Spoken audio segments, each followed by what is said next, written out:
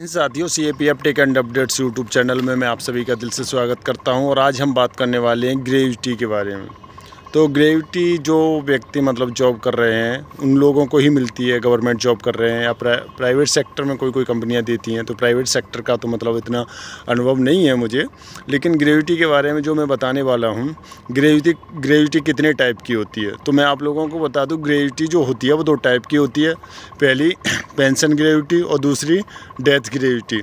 Death case में gravity कैसे मिलती है या पेंशन केस में ग्रेविटी कैसे मिलती है, क्या NPS वालों की ग्रेविटी अलग होती है, क्या ओल्ड पेंशन वालों की ग्रेविटी अलग होती है, तो इस वीडियो में हम ग्रेविटी पर डिस्कस करेंगे और आपको बताएंगे कि ग्रेविटी की कैलकुलेशन कैसे होती है और ग्रेविटी में सर्विस काउंट कैसे होता है, और मतलब पूरा डिटेल से हम आपको बताने वाले हैं।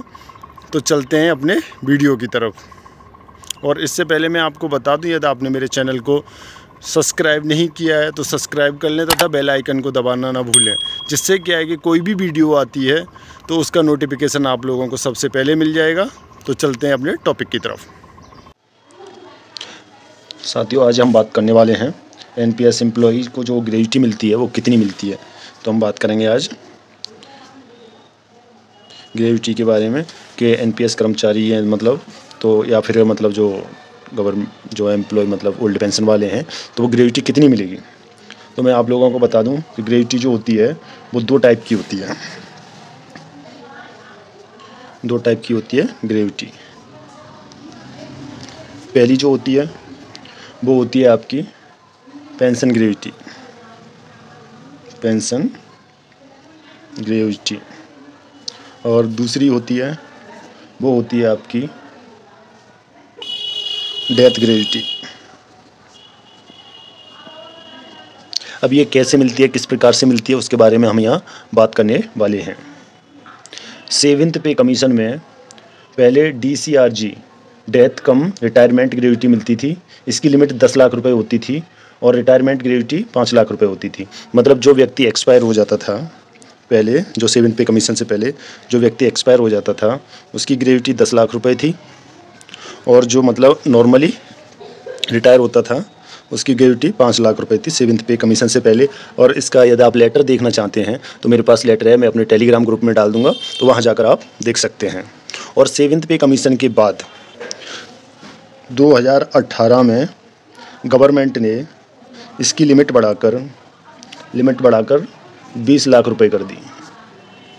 20 लाख रुपए कर दी। अब ये जो 20 लाख रुपए जो हैं वो पेंशन केस में और डेथ केस में दोनों में सेम है। अब क्या है कि ग्रेविटी लेने के लिए 5 साल सर्विस, 5 ईयर सर्विस कंपलसरी है। यदि आपको ग्रेविटी चाहिए तो 5 साल सर्विस आपकी होना अनिवार्य है। अब यहाँ हम कैलकुलेट करेंगे कि पेंशन ग्रेविटी किस टाइप से बनती है और डेथ ग्रेविटी किस टाइप से बनती है। डेथ केस में क्या है कि यदि जो ग्रेविटी 1 साल से कम है तो कितनी बनेगी, ये तो उसका भी मेरे पास एक लेटर है। यदि आप उस लेटर को देखना चाहते हैं तो मेरे टेलीग्राम चैनल पर विजिट करें, वहाँ आपको ये लेटर मिल जाएगा। तो उसमें मतलब 20 लाख कब हुई है उसकी भी डेट दी गई है, तो सारा कुछ मेरे पास दिया हुआ है। तो आप लेटर को मैं दिखाऊंगा तो वीडियो काफ़ी लंबा हो जाएगा।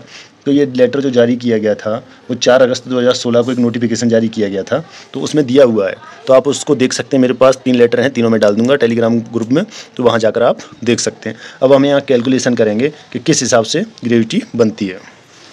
यहाँ मैं मान लो अपने ऊपर ही लेके चलता हूँ कि मेरी लास्ट बेसिक है। मैंने अपने मान लिया कि लास्ट बेसिक किसी भी कर्मचारी की 35,300 रुपये है और DA उस पर 38% मिल रहा है। उस टाइम जो भी होगा वो भी कैलकुलेट किया जाएगा, उसके हिसाब से 38% के हिसाब से 13,414 रुपये बन गए।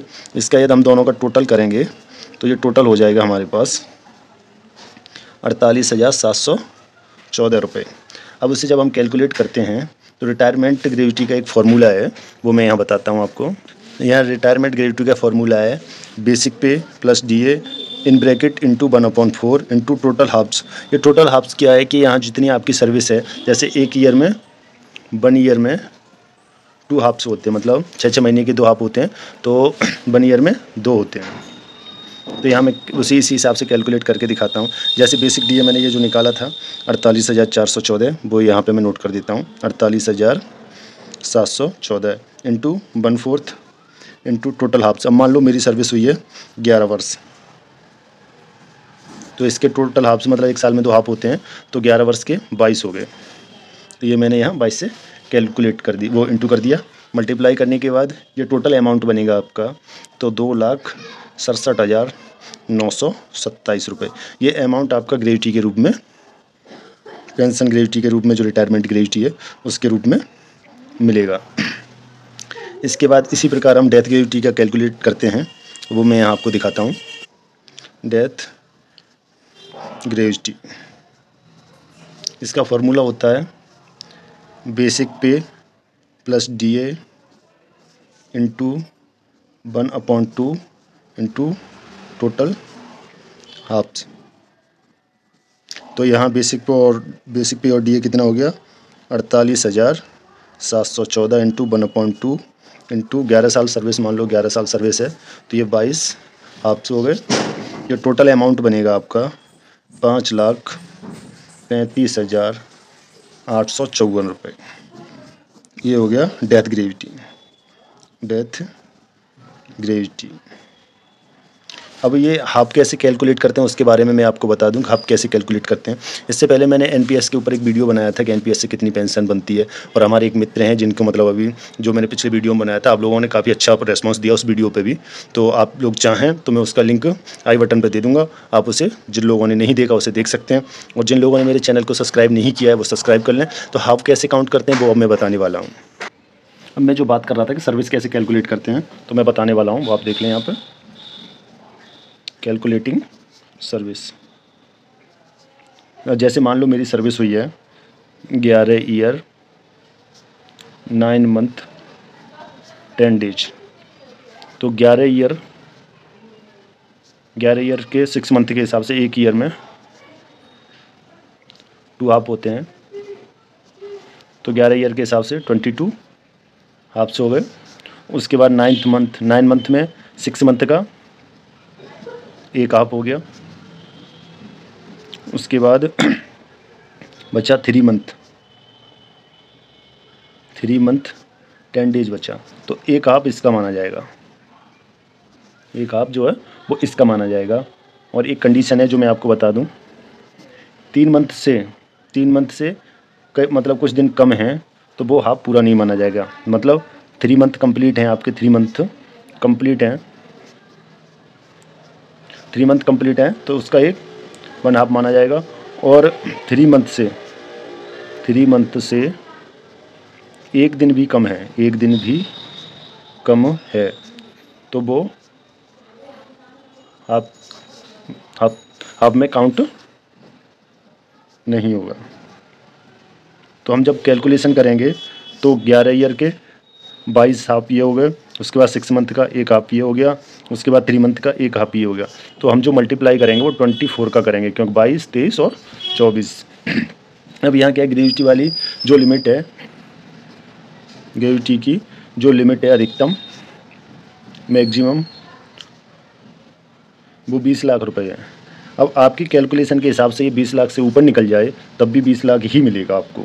ये नहीं है कि ऊपर निकल गया तो ज़्यादा मिलेगा, ऐसा कुछ नहीं। उसकी लिमिट ही 20 लाख है, तो 20 लाख से ज़्यादा आपको किसी भी कंडीशन में नहीं मिलेगा। और ये जो मैंने कैलकुलेशन बताई है इसी के आधार पर हम कैलकुलेशन करते हैं। तो मेरे द्वारा बनाई गई वीडियो में आपको कैसा लगा? यदि मेरी वीडियो आपको अच्छी लगी तो मेरे चैनल को लाइक करें, सब्सक्राइब करें तथा शेयर करना ना भूलें। मिलते हैं नेक्स्ट वीडियो में, तब तक के लिए जय हिंद।